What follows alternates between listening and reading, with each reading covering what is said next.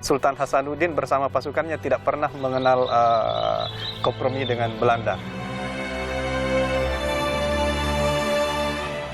Pemeluk Islam di Kerajaan Goa itu sangat terasa.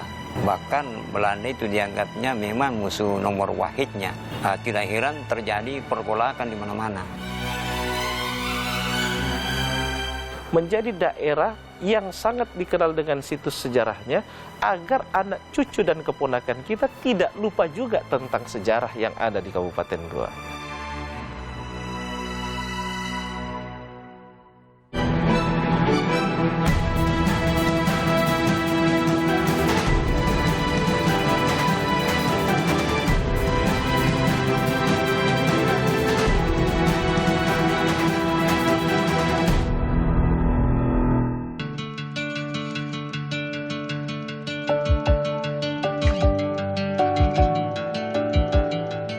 Kedatangan Islam memberi pengaruh besar pada aspek budaya dan kehidupan sosial di Kabupaten Goa, Sulawesi Selatan.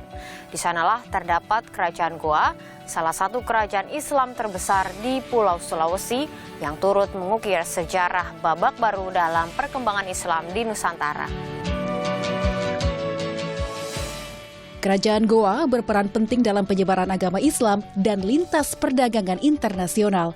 Mulai dari cerita heroik perjuangan Sultan Hasanuddin, sang ayam jantan dari timur, hingga riwayat dan ajaran Syekh Yusuf Makassar yang mendunia. Benteng Somba Opu menjadi tempat pertama yang saya kunjungi untuk menelusuri jejak sejarah Islam yang menyebar ke sendi-sendi masyarakat Sulawesi Selatan.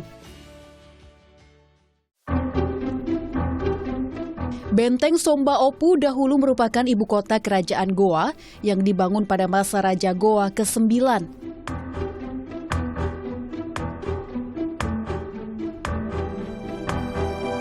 Raja Goa ke-10 kemudian meneruskan pembangunan dinding dari tanah liat. Dengan tinggi sekitar 8 meter dan tebal hampir 4 meter. Benteng Somba Opu diapit oleh sungai Jeneberang dan Balang Baru, di mana kapal-kapal asing yang berlabuh berasal dari Laut Jawa dan Selat Makassar di sebelah barat. Saya bersama Mukhlis, Sekretaris Daerah Kabupaten sekaligus pemerhati budaya Goa, melihat sisa kebesaran Kerajaan Goa sebagai kerajaan maritim terbesar di Sulawesi dari benteng seluas 11 hektar ini.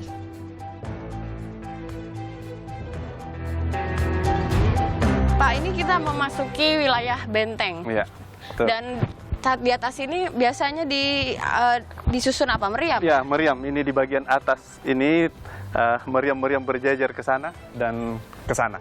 Ini adalah posisi titik tengah teras untuk memantau keadaan perairan di depan. Tapi existing sekarang daratan sudah menjadi daratan lagi di luarnya karena Sungai Jeneberang ini yang berbentuk delta mengirim sedimentasi pasir sehingga semakin panjanglah daratan di depan benteng ini. Berarti benteng Somba Opu ini menghadap ke laut. Ya, sama dengan benteng-benteng anak benteng lainnya, semuanya yang mengawal ini di kiri kanan benteng ini semuanya menghadap ke laut. Jalur perdagangan rempah-rempah Asia di Sulawesi Selatan diawali dengan kedatangan Portugis tahun 1538. Lalu, Belanda membuka kantor dagang di bawah kuasa Kongsi Dagang Hindia Belanda atau VOC tahun 1607. Setelah Malaka jatuh ke tangan Belanda, VOC semakin ingin menguasai kawasan Goa. Namun, Raja Goa ke-16, Sultan Hasanuddin, menolak bekerja sama. Sementara itu, Cornelis Pilman melancarkan politik adu domba untuk menghancurkan kerajaan Goa, Bone, Sopeng, Wajo, dan Buton agar saling berselisih. 24 November 1666, Spilman bersama pasukannya berangkat dari Batavia, memimpin ekspedisi penyerangan benteng Somba Opu untuk menghancurkan kerajaan Goa. 21 Desember 1666, armada komando Belanda di bawah Spilman menyerang benteng Somba Opu, benteng Ujung Pandang, dan benteng Panakukang. Armada Spilman datang dari pantai dan menyerang habis-habisan benteng ini.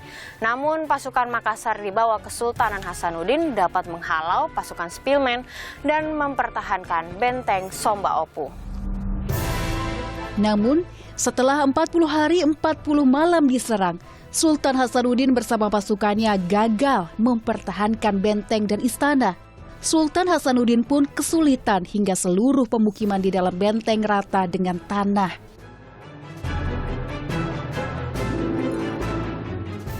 November 1667, Sultan Hasanuddin menandatangani Perjanjian Bongaya. Di dalam perjanjian tersebut berisi bahwa Kongsi Dagang Hindia Belanda atau VOC dapat memonopoli perdagangan di Pulau Sulawesi Selatan. Selanjutnya dalam perjanjian tersebut diantaranya berisi bahwa hanya 2 benteng yang dapat diselamatkan atau tidak boleh dihancurkan, yaitu benteng Somba Opu dan benteng Fort Rotterdam. Dalam perjanjian Bongaya, VOC memonopoli dan menguasai perdagangan di Sulawesi bahkan bebas dari cukai dan pajak. Apa alasan sebenarnya sebuah benteng besar dihancurkan yang mengakibatkan, padahal akan mengakibatkan korban yang begitu banyak kala itu?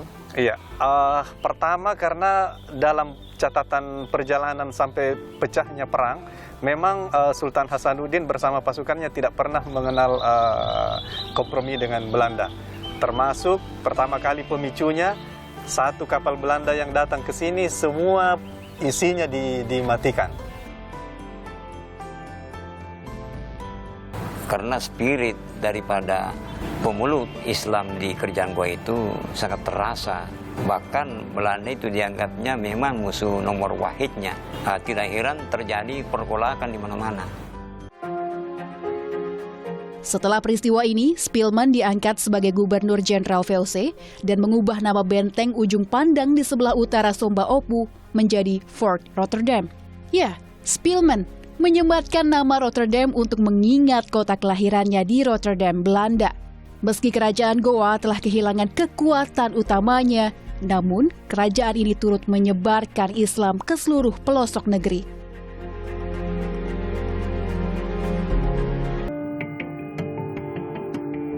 Kabupaten Goa terletak sekitar 8 km dari ibu kota Sulawesi Selatan, Makassar. Kejayaan Makassar sebagai bandar dagang sangat dipengaruhi oleh 2 kerajaan kembar, Goa dan Talo. Terbentuknya kerajaan Goa dan Talo atau kerajaan Makassar bermula saat Raja Goa ke-6 memutuskan membagi 2 kerajaan untuk 2 anaknya agar terhindar konflik. Meski terdapat 2 kerajaan yang berbeda, namun memimpin rakyat menjadi tanggung jawab bersama, sehingga dijuluki Kerajaan Bersaudara. Raja termasyhur dari Talo yang dikenal cerdas dan menguasai banyak bahasa asing adalah Kareng Patingalong yang dinobatkan sebagai pahlawan nasional tahun 2019.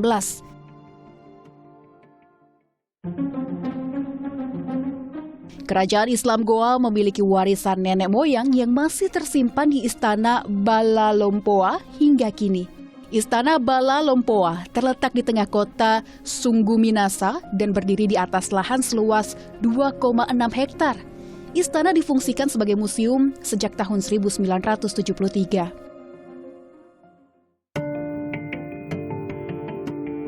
Bala Lompoa dibangun tahun 1936 saat pemerintahan Raja Goa ke-35 Sultan Muhammad Tahir Muhibbuddin. Dahulu, inilah istana pusat pemerintahan Kerajaan Goa yang sebelumnya berada di Jogaya. Saya menemui Daeng Pile, sejarawan asli Goa, yang membawa saya melihat Museum Bala Lompoa.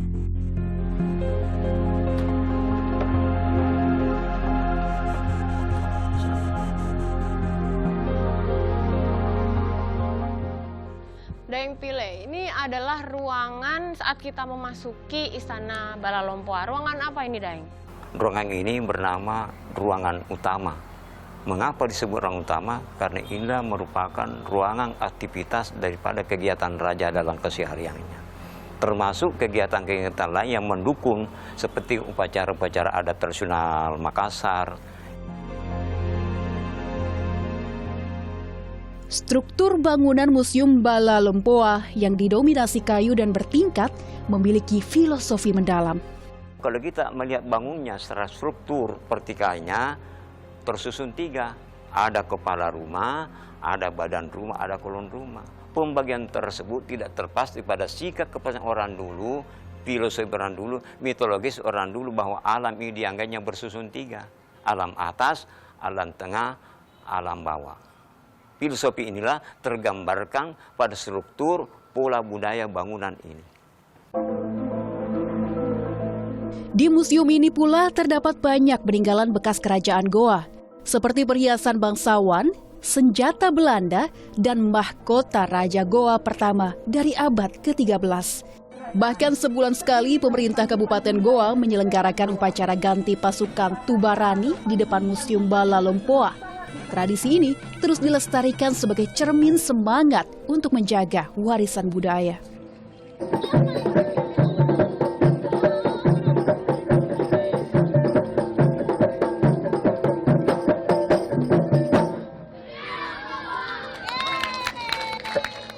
Motto Rewaku Goa itu adalah penyemangat bagi kita di dalam melaksanakan aktivitas kita agar semangat kegoaan kita itu seperti pada pendahulu-pendahulu kita, pahlawan nasional, bisa tertular kepada kita semua dalam membangun dan memperbaiki wilayah dan masyarakat Kabupaten Goa. Buku menyusuri jejak kehadiran Makassar dalam sejarah oleh Matulada mencatat pengaruh Islam di Sulawesi sudah ada sejak abad ke-10. Namun semakin pesat di abad ke-16 dengan dibukanya jalur rempah di Pulau Sulawesi.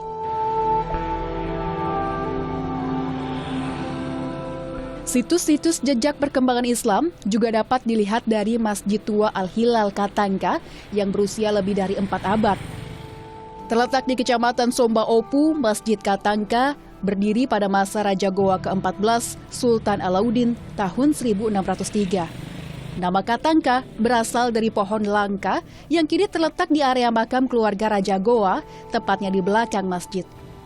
Penyebaran Islam di Sulawesi sangat erat dengan nama 3 ulama terkemuka asal Minangkabau bernama Datu Ritiro, Datuk Ribandang, dan Datuk Patimang. Daeng Mangela, pengurus Masjid Katangka ini mengungkapkan, awal mula sholat Jumat dilaksanakan di masjid ini setelah Islam masuk ke dalam kerajaan Goa.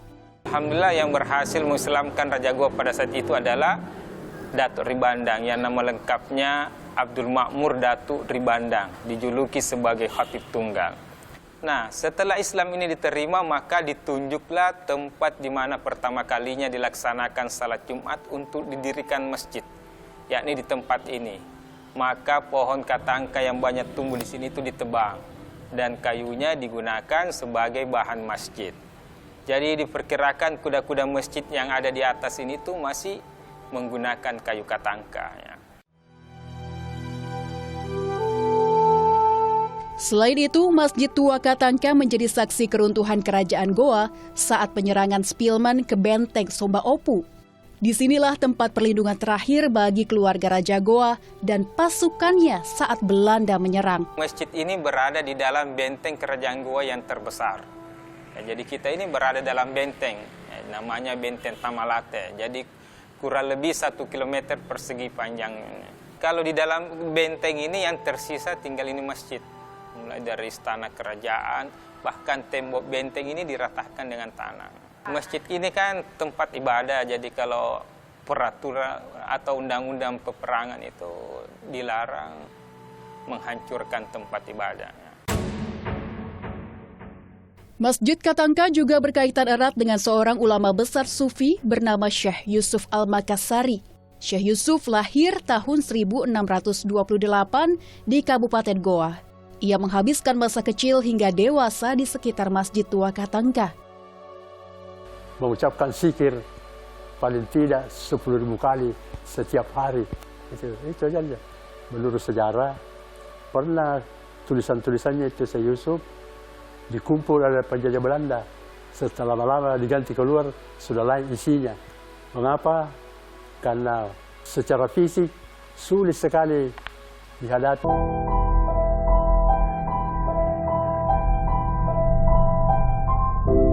Menelusuri sejarah Kabupaten Goa, Sulawesi Selatan seolah tak akan ada habisnya. Situs-situs berumur ratusan tahun adalah saksi bisu bahwa tempat ini turut melahirkan tokoh-tokoh penting dalam perjalanan melawan kolonialisme di Nusantara. Di Goa ini ada pahlawan nasional yang terkenal dari zaman dulu, yaitu Sultan Hasanuddin, dan satu lagi pahlawan nasional yang mungkin tidak ada duanya di Indonesia ini, bahkan dunia, karena dia adalah pahlawan nasional di dua negara.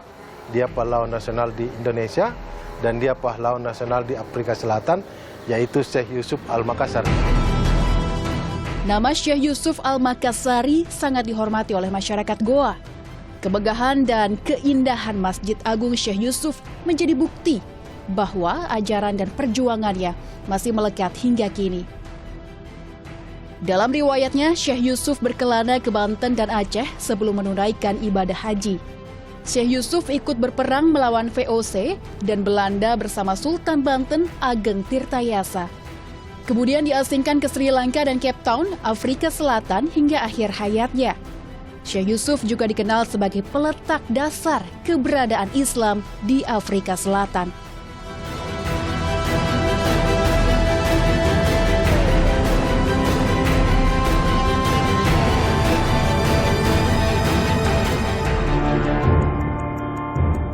Atas perjuangannya melawan kolonialisme, Syekh Yusuf dinobatkan menjadi pahlawan nasional oleh pemerintah Republik Indonesia tahun 95.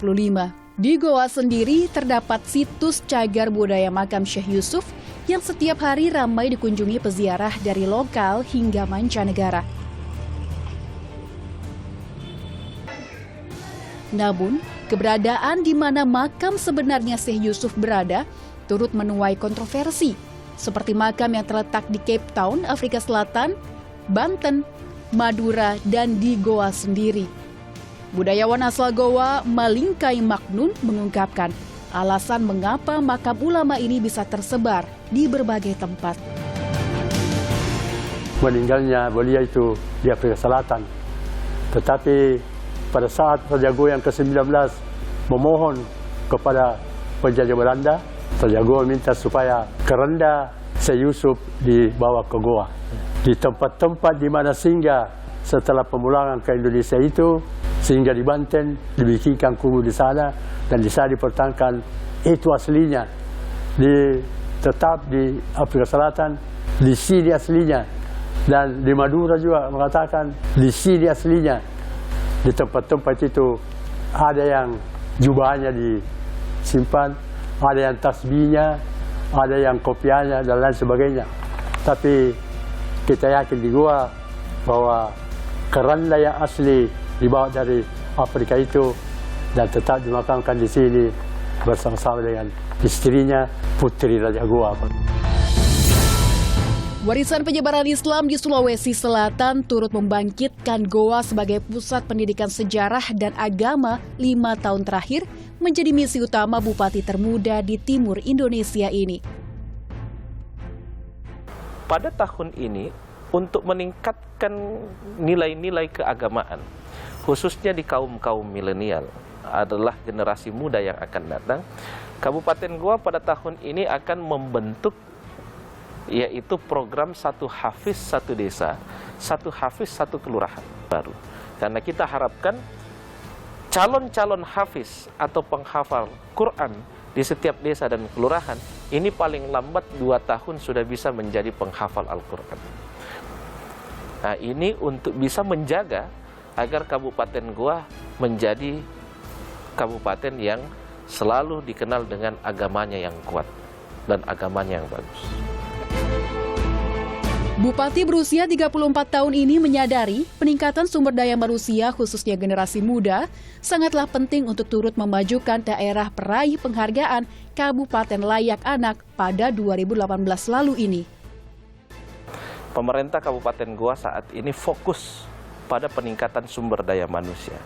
Karena menurut kami, kekayaan suatu daerah, kekayaan suatu bangsa bukan ditentukan oleh sumber daya alamnya.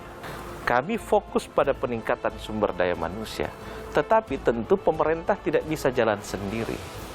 Membutuhkan kerjasama dari semua pihak yang ada, termasuk yang paling penting adalah keluarga. Dalam hal ini adalah orang tua. Maka pemerintah dan orang tua harus bekerja sama, sehingga dia menjadi satu kesatuan yang tidak bisa terpisahkan.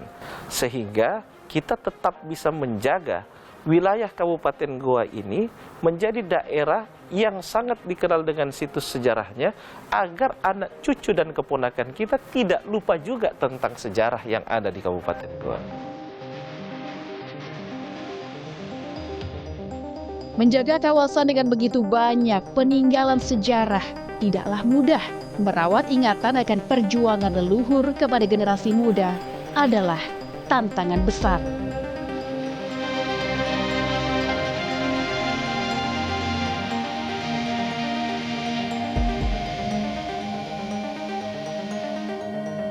Kehadiran agama Islam di Pulau Sulawesi mengukir narasi sejarah dan adat istiadat budaya yang masih kita lihat sampai hari ini.